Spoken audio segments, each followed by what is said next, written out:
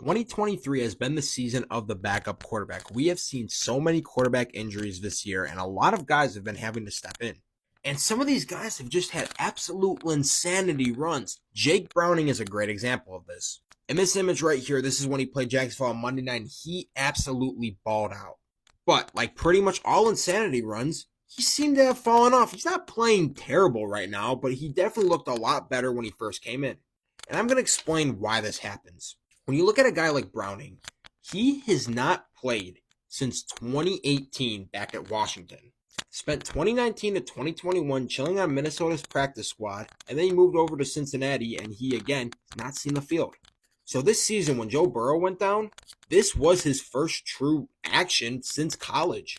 So you think, oh, he hasn't played in forever, but how is he so good all of a sudden? There is no film to watch off of him, so the defense doesn't know how to game plan against him.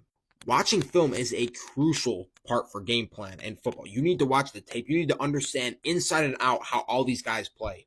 So when you have a guy like Browning and there is no film to watch unless you want to take his college tape from 5 years ago, which is not going to be the most accurate. College football is a much different game. He's learned a lot more since he's come into the league. You don't know how he's going to work with the Cincinnati weapons. You don't know about the coaching, how will fit in the scheme, nothing.